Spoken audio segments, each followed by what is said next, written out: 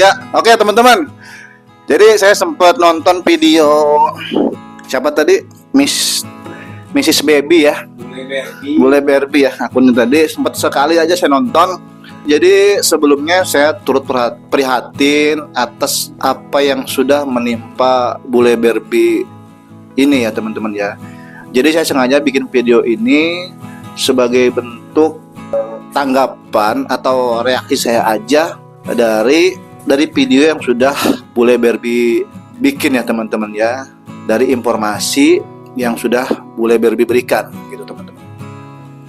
Aduh, saya sempat nangkap sih ya sedikit-sedikit permasalahan yang dialami Bule Barbie ya. Itu katanya ada driver Gojek yang ojol apa? Gojek atau apa deh? Gojek ya? Gojek ya. Online gosen ya, berarti Gojek. Masuk ke rumah si Bule Barbie ini, teman-teman. Dia nganter gosen. Jadi si customer Bule Barbie ini merasa kurang terima lah ya, karena driver ini masuk tanpa izin ke rumah orang gitu kan. Kemudian sempat ingin masuk ke dalam lantai atas ya. Maka udah masuk ke lantai atas. Masa udah masuk rumah malahan ya? Sudah masuk ke rumah enggak tanpa izin. Satu, duanya menerima minta uang tip, mematikan lampu tadi, listrik. Mematikan listrik. Ketika Bule Barbie lagi mandi katanya. Ketika salah satu anggota keluarganya sedang mandi, yaitu privasinya sudah dilanggar. Privasinya udah melanggar privasi orang lah ya di situ ya. Saya menanggapi, singkat cerita saya menanggapi perihal ini adalah saya melihatnya emang kesalahan pada driver ya teman-teman ya, karena ya saya mengerti lah, mungkin saya sebagai driver pernah mengalami, bahkan sering mengalami hal-hal yang memang itu bikin kita kesel sebagai driver ya kan. Customer yang susah dihubungin, titik alamat yang tujuan yang salah, dan lain sebagainya. Cerita-cerita tersebut emang sering kita alami. Cuman ya kita jangan lupa gitu, kita harus bisa mengendalikan emosi kita, pikiran kita, dan kita harus menghindari hal-hal yang kira-kira itu melanggar aturan gitu, termasuk memasuk ke rumah orang tanpa izin. Itu udah satu pelanggaran dan itu melanggar kata saya gitu ya. Apalagi sampai naik ke lantai atas dan sempat ingin masuk ke kamar, itu misalkan itu udah gimana ya, kesel-keselnya kita ya, kita harus belajar mengendalikan emosi kita teman-teman ya, buat kebaikan kita, buat kebaikan akun kita ya, agar kita tidak terjerat hukum lah, intinya begitu teman-teman. Itu ya tanggapan saya mengenai itu. Kalau mengenai Bang Andri, kalau melihat permasalahan ini, saya ngeliatnya bagaimana ya? Pertama itu kata pengakuan Bule Barbie ini adalah orderan gosen instan yang harusnya datang hari ini gitu kan. Kita pesan hari ini datang gitu kan. Tapi kenapa datangnya 2 hari kemudian, kan begitu ya? Ya. Nah, dan si Bule Barbie ini ya tidak menanggapi orderan tersebut ya, sepengetahuannya memang mungkin orderan ini udah close gitu dipikirnya, pasti kan begitu gitu kan. Tapi kenapa tiba-tiba datang hari ini? Nah, ada masalah apa gitu loh teman-teman ya. Teman-teman, saya terus terang saya bukan pemain gosen, jadi saya kurang mendalami soal gosen. Saya pemain goret, tapi nggak apa-apa, saya bikin konten ini buat belajar juga gitu ya teman-teman. Jadi ya saya pernah ngalami, nggak tahu itu gosen apa, nggak tahu gosen insan, nggak tahu gosen apa, yang pasti saya dapat orderan gosen, datang ke Hypermart waktu itu tuh ya. Kata pihak Hypermartnya, ini bang, ini orderan udah beberapa hari yang lalu katanya gitu. Nah, ini sebelum abangmu ada driver lagi datang ke sini gitu, tapi di cancel sama driver sebelumnya karena customernya nggak bisa dihubungin. Kemudian alamatnya juga nggak jelas, tidak ditemukan. Titik lokasi koordinatnya tidak sesuai aplikasi. Di titik koordinat aplikasi itu nggak ada yang namanya yang memesan orderan tersebut. Nah, akhirnya dikembalikan ke kita, kata si driver itu, dan di cancel lagi, dan sekarang akhirnya masuk ke abang. Nah, kan dalam hal tersebut berarti orderan ini gentayangan teman-teman gitu, dan ini gentayangan itu Bang Andri. Itu yang pernah saya alamin waktu itu. Jadi apakah mungkin orderan yang dialami si Bule Barbie ini memang sedang gentayangan, karena Tapi kan dalam hal kasusnya bule Barbie ini kan jelas alamatnya ada, blok rumahnya ada, mungkin kan terbukti rumahnya ditemukan ya kan, bener gitu. Nah ini yang jadi pertanyaan teman-teman. Kalau menurut Bang Andri sendiri katanya gimana tadi? Ada? Jadi kalau menurut perspektif saya, pendapat saya, kalau kita mendapatkan orderan buangan kayak gitu, bekas orang lain yang sudah diinin orang lain, sebaiknya bagaimana? Satu, sebaiknya di cancel. Dua, sebaiknya lapor ke customer agar orderan nomor sekian-sekian itu dihapus atau di-delete, terindikasi order fiktif.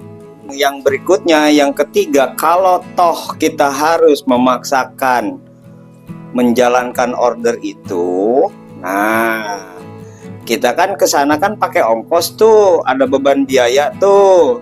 Kita ke sana oke, sudah ditanggung. Kalau misalkan kita tidak ketemu dengan penerima dan harus memulangkan lagi barang tersebut, nah ini siapa yang menanggung ongkosnya? Kalau misalkan si itu tidak mau menanggung, lebih baik orderan tersebut di cancel dan segera melaporkan ke customer service. Ya itu perspektif saya, bro. Singkat ya berarti ini? Iya. Wah singkat, ada orang masuk dia hanya singkat berarti. Yang tadi baru mana adalah cukup orang ya. Oke ya teman-teman, jadi intinya yang saya tangkap ya kita sebagai driver tuh emang harus belajar bersabar, mengendalikan emosi kita. Saya paham lah, gue paham lah, kesel gitu kan. Ini orang kemana sih, pikiran kita kan mesen ongkoh tapi kok nggak standby gitu kan, pasti banyak pikiran kita seperti itu gitu kan. Terkait kasus ini kan Bule Barbie mengaku bahwa ini orderan udah beberapa 2 hari yang lalu, berarti udah kadaluarsa nih orderan. Ya mestinya seperti yang Bang Andri bilang tadi, katanya mestinya lapor ke kantor Gojek, kalau nggak di cancel gitu ya kan. Ini orderan biar nggak gentayangan terus gitu teman-teman ya.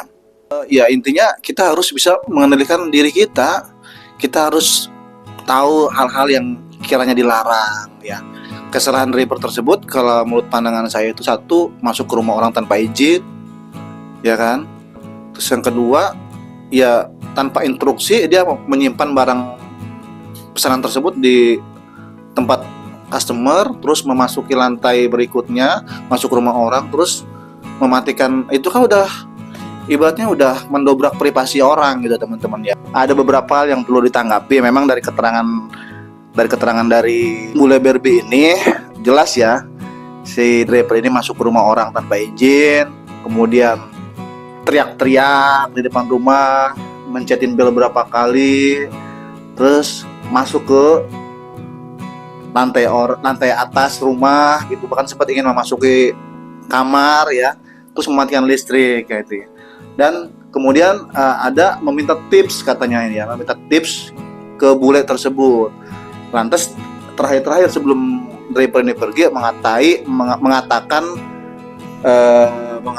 bule bodoh, kata ini salah ya teman-teman ya, ini salah dan tidak patut untuk dicontoh ya hal seperti ini. Tapi kan balik lagi, itu semua keterangan dari Bule Barbie. Faktanya saya nggak tahu seperti apa, tapi ya itu keterangan dari Bule Barbie tersebut ya teman-temannya. Dan saya hanya menanggapi gitu ya. Menanggapi. Nah ya, jadi saya cuma menanggapi.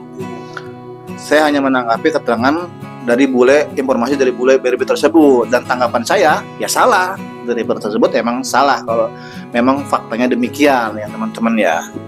Gitu. Bang Andri, ada yang mau disampaikan lagi perihal kasus ini? Jadi kawan, kita itu harus mengklarifikasi informasi, mengidentifikasi ya. Kita harus bersikap netral. Nah, kita ini hanya menanggapi informasi keterangan dari Bule Barbie ya. Nah, sekarang kita harus juga melihat karena kita ini berjalan di tengah netral, kita juga harus melihatnya dari bukti-bukti lain. Contoh, ada nggak video CCTV dia ngetuk-ngetuk pintu atau mencet-mencet bel. Nah, kita juga harus mengklarifikasi ke restoran atau store tersebut, bener nggak ada orderan itu atas nama driver ini. Ya, jadi ya intinya jangan percaya begitu saja pada sesuatu begitu. Tapi kalau bilang pasti ada sih, Pak. Ya sekarang Ada beberapa hal yang misalkan ada beberapa hal yang janggal di situ gitu. Ya kayak gitu-gitu. Ya mungkin tanggapan kita begitu, hanya kalau melihat dari keterangan Bule Berbi, ya si driver itu udah salah. Nah kita juga harus melihat ini ceritanya belum utuh ini, karena kita belum melihat CCTV. Ya banyak lah gitu.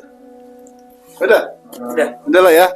Ya, jadi intinya teman-teman, saya tidak membela siapapun, tapi kalau faktanya memang demikian, si driver teriak-teriak, ngomong dengan nada tinggi, minta tips, ngatai bule bodoh, itu kalau faktanya demikian jelas teman-teman salah itu teman-teman ya. Jadi saya tidak membela driver, bukan juga membela Bule Berbi ya teman-teman ya, tapi saya melihat dari sisi fakta yang sebenarnya.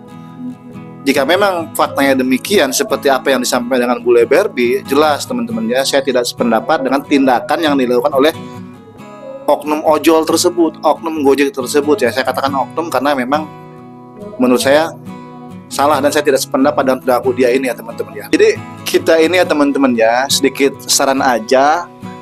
Ya kita ini kan bekerja pada sebuah perusahaan, katakanlah kita mitra ya. Ya artinya ini adalah pekerjaan kita teman-teman. Usahakanlah kita ini ya menjaga nama baik pekerjaan kita gitu teman-teman. Kita menggunakan atribut ini. Jangan kita juga melakukan hal-hal yang kurang baik seperti yang sudah terjadi barusan ya teman-teman ya. Jadi artinya jangan hanya gara-gara satu orang oknum akhirnya tercoreng jelek lah kita ini sebagai driver gitu loh teman-teman. Dan untuk teman-teman atau masyarakat juga yang ada di luar sana, jadi jangan karena kasus tersebut akhirnya memandang kurang baik kepada driver. Itu hanya beberapa orang oknum saja. Jadi nggak semua driver seperti itu ya Bang Andri ya. Gitu. Jadi saya minta itu saja kepada penonton, kepada teman-teman semuanya. Jadi jangan akhirnya kita menilai bahwa driver Gojek jelek, driver ojol seperti ini. Enggak ya teman-teman ya. Oke, jadi pesan saya yaitu hanya itu.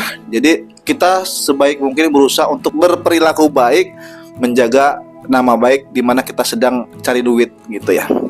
Oke ya, hanya ini video reaction saya mengenai tanggapan saya. Ini hanya video tanggapan saya aja mengenai kasus yang sedang dialami oleh Bule Berbi tersebut ya. Oke, salam Bule Berbi dari saya. Kapan kita duet? Collab. Aku hanyalah ojol, seorang ojol biasa gitu. Oke, saya tutup, saya akhiri saja. Tetap semangat. Assalamualaikum warahmatullahi wabarakatuh. Tetap semangat dan salam satu aspal.